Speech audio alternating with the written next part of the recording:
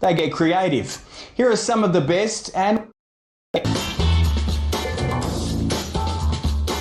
Welcome back to 2018 the way it was. For some, finding a 300 to 1 winner is too hard basket, so they get creative.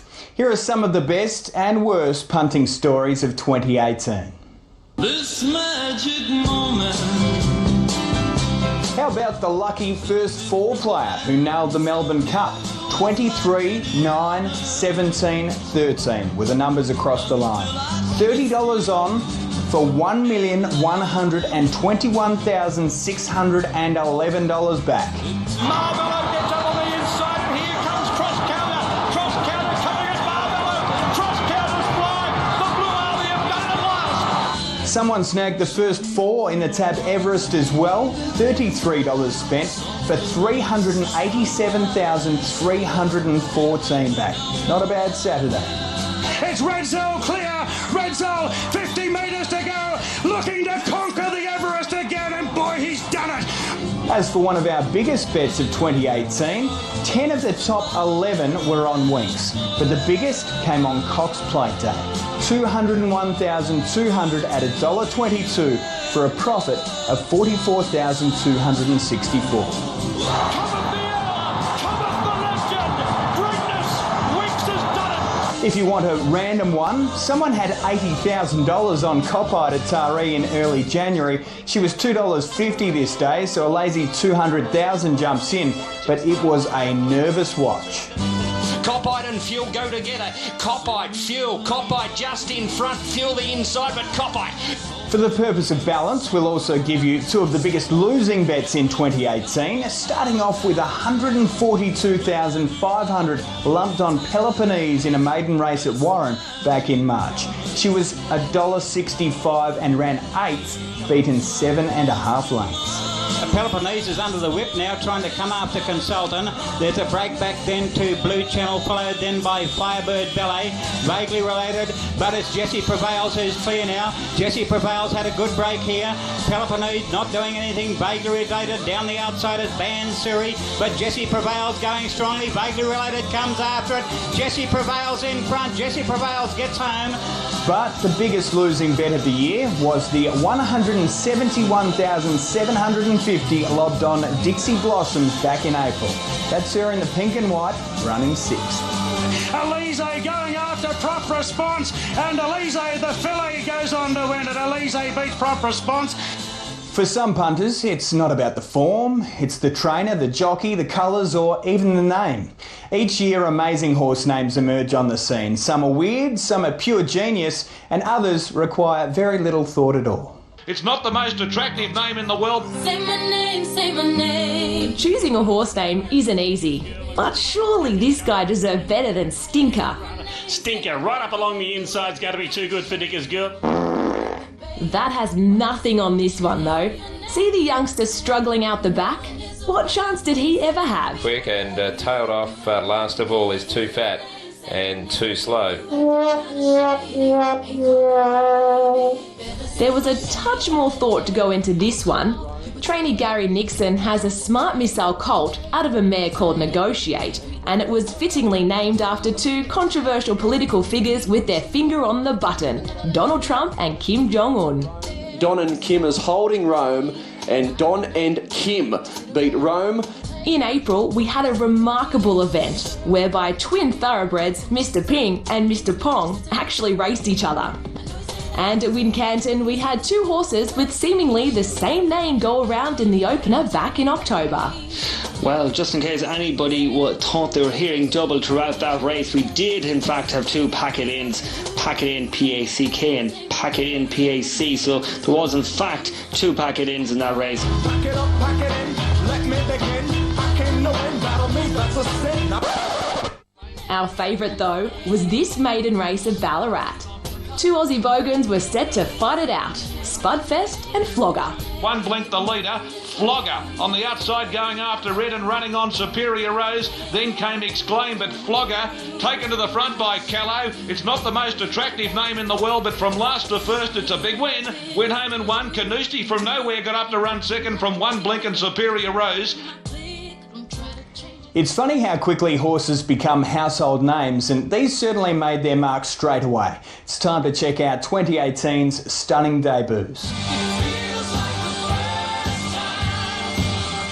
As we run an eye over the greatest debuts of 2018, there's certainly no shortage of famous progeny. For example, Tuesday Joy delivered us Girl Tuesday, and she looked pretty handy. Now Girl Tuesday's coming with Holy Rain. She's cutting loose. Girl Tuesday sprinted up to them, took the lead. From Herzegovina, the promiser on the inside, but this is a slashing debut. Girl Tuesday, big win for Hutchings. Diva Nation's mum went okay too. 3 Melbourne Cups on the trot. But it's Diva Nation winning impressively on debut. There are sad stories. Smart Melody could have been anything, but died due to a bad case of colic. Look at her go, Smart Melody. She opens up the shoulders, pins the ears back, and she could be very smart. She's caned them. She wins by 6. And there are unfinished stories like that of Arcadia Queen. It's hard to believe we'd never seen the likes of the Autumn Sun, Graf and Miss Fabulous prior to this year, but it's not all about the big names. Classy Lassie, for example, what a debut this was. But Classy Lassie might be seeing something pretty special here. Classy Lassie won by 7 lengths, maybe even 8. And it's not all about winning. Take Vazava Deal Mac, for example. David McCabe's gelding debuted at 9 years of age at Donald. Some are a slow burn, others stamp their authority early. But look at this go, Zeus Silas about 7 lengths in front, and Zeus Silas is going to live right up to its barrier trial, comes down to the line to win by 5 lengths to Beach Baby. Impressive, no doubt, but we can only have one debut of the year, and it goes to Brooklyn Hustle. If you missed the start by 2 over 1,000 at the Valley, you're usually no hope. To do this on debut was astonishing. Look at Brooklyn Hustle from near last, storms through. That's a massive win. Brooklyn Hustle eased down 2 lengths. Yes, oh so rewarding. Some great names have entered the fold this year, and sadly one has left the racing game behind. Who Shot the Barman finally called last drinks. It's Zakata in front from Who Shot the Barman. Zakata, Who Shot the Barman, Aubrey Lane. They're wide apart. They hit the line. It's a photo in the Sydney Cup. Who Shot the Barman? Photo third, Aubrey and Sir Charles Road. The time is 3:20.04.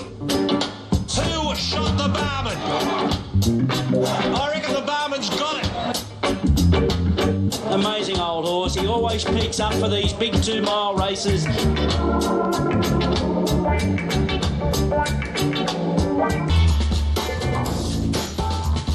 Welcome back to 2018 the way it was. We've seen some pretty weird things over the course of the year. We had the one-eared horse called Rylex that won by 24 lengths at Carlisle. And Rylex wins, and wins very easily.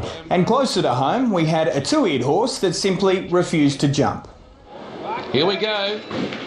And he stood there. He didn't come out. He refuses to leave the barrier. In May, the wait was over. J-Mac was back. And he soon showed navigational skills these guys clearly lack. It's a heavy brick in, but they got a serious challenge. A Wonky Donkey who edges off a true line, and he's about to crash through the rail. Soft rate Succotash. Definitely not the most talented donkey we've seen this year, as Kim Waugh's Bully took social media by storm. We had a horse storm into a bar at Shanti, having thrown his jockey at track work, and there was a biting incident at Gosford. Photo finished third. Shalama tried to maul Oscar's Choice towards the post there, and it's a photo finish there. We also bid a fond farewell to one of our favourites. She Will Reign was bought for peanuts and left with a touch over $3.2 million. It's She Will Reign in front. The $20,000 filly's got the slipper one. So many stories in 1 year, and we haven't even touched on the best rides. We get that opportunity now as we celebrate our Steer of the Year. Maybe tonight we can go for a ride. When it comes to Steer of the Year, it's hard to line a lot of these up. You have to get votes for overcoming adversity, and Akira Kajia certainly did that. and It's Business Time. Oh, it's being restrained. I think the saddle might have slipped badly here, and It's Business Time. The jockey looks to be in a lot of trouble. To stay in the saddle is one thing, but to get the win was absolutely remarkable. It's Business Time out wide, might be still the leader. It's Business Time in Kingston. They drew to a line. Photo. It's Business Time on the outside fence. Kingston over on the rails, and the jockey has come off It's Business Time shortly after the post. From a jockey who fell post-race to a jockey who fell mid-race, this has to be one of the most remarkable wins ever seen. Aaron Kuru on Des de Jure at Awapuni back in June. Boy, oh, Des de Jure just dipped on landing, nearly dropped the jockey. That's an unbelievable effort to get back into the saddle there. That bit of riding was impressive enough, but the best was yet to come. Des de Jure's having another dip over on the outside, coming home now. Des de Jure, Gargarin fights hard. Des de Jure's just in front. What an amazing victory! Des de Jure, and he loved it, Kuru. Let's face it, there are brilliant rides each and every day, but this is our top three. We'll start with James McDonald on Shillelagh in the Group 1 Empire Rose. He saved ground, got through a narrow gap. Her race pattern ensures no win comes easily, but this was straight from the top shelf. Seabrook, Shillelagh's weaving through too. Right across the track, Fundamentalist with Shillelagh up on the inside, then Bella Martini. Shillelagh blew the whistle, drove through, and Shillelagh too good. At number 2, Craig Williams with Encryption. Down the straight in the Group 2 Danehill, the outside fence was the place to be this day, so Williams darted across the back of the field from barrier 1, last at the 800, 10th at the 400. He had to bide his time, but eventually the run came. Ocean Knight is winding up and Thorondor's getting through as well. Encryption runs on. Native Soldier with 100 to go with Tavasan. Thorondor, then Encryption. It's Thorondor taking the lead. Encryption's getting out and flashing over the top. Encryption has got up to beat Thorondor. But at number 1, we have Jeff Keogh for this gem on board Red Cupcake at Port Macquarie. We know this wasn't a big race, but he somehow got Kristen Buchanan's mare from barrier 12 to midfield the fence in a 1,000-metre race. From that point, he tracked up behind the leading trio, jumped off the back of Stella Ardens, and went for home. Brilliant ride, and if you got $17 about the winner, you'd be pretty happy with his work. Behind them at the 200 Extreme in front over Stella Ardens. Red Cupcake is the one running on, as is Jackpot Telephone. Extreme in front under siege. Coming out it is on the outside, Red Cupcake. Red Cupcake hits the front. Red Cupcake. In Australia, we are blessed with some remarkable race callers, and we've heard plenty of crackers on this show already, but this one just about takes the cake. Call me, don't be afraid, you can call me. Flop moved up now to optimise him with a bit of dash. It's Flop taking the lead. Lady Cromac near to the inside. Flop in front though. Flop, and if you don't mind, that's a darn good tip by me. Goodbye, Terry. And in fairness, that horse was at about $18, so it was a darn good tip. Pre-race interviews have also provided us with plenty of fodder, and as we head to a break, let's relive our favourite, Marwan Kukash, the colourful owner of Melbourne Cup aspirant Magic Circle. Everybody's talking at me. When we win, Flemington would have never seen and unlikely to ever see a more colourful celebration or presentation of the cup. I will, and no one here is going to stop me, even with the threat of ban for life. I'm going to strip down to my G-strings, keep my tie and my shoes, and I'll get up and receive the trophy. Well, the sun keeps shining. Welcome back. It's good to know in this day and age it's still possible to get one up on the tab and pull off a major plunge. Today we celebrate one of the best in 2018. Backed off the map. Waiheke Island at Coffs Harbour in late November. This thing was triple figures when markets first opened up. His form going in, second last at Grafton, last at Taree, last at Taree, last at Kempsey, then he comes out and wins ease down. Remarkable scenes. and Wahiki Island is sailing home right down the outside. Wahiki Island might have them covered here. Sensationally backed on the fixed price boards. The Tap Movers home, 126s into 6s, and Wahiki Island.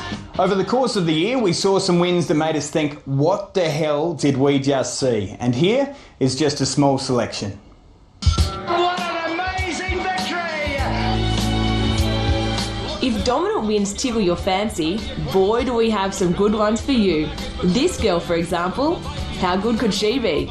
Arcadia Queenie had a peep over the right shoulder and she's going to blow them away. Wins don't get much more dominant than this one though. It turns out the Autumn Sun is a horse for all seasons.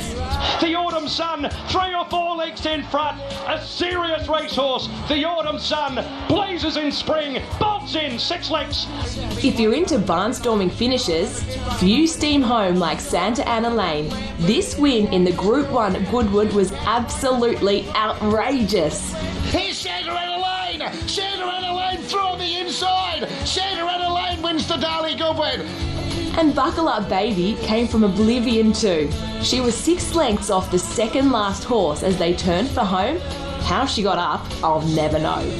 Buckle Up Baby's running home. Lucky Mission in strife. 100 to go. Buckle Up Baby letting down quickly. Going after Aim to Win. Aim to Win and Buckle Up Baby. They hit the line. Photo finish. From an overseas perspective, how good was it to see Merchant Navy salute in the Group 1 Diamond Jubilee at Royal Ascot? Bound for Nowhere is hanging into Merchant Navy, but Merchant Navy beginning to get up. City Light with a late run for France. Merchant Navy on the near side of City Light. They race up towards the line. Merchant Navy, City Light on the far side. Mate just have got it. He didn't, and it was a narrow victory to Australia over the French.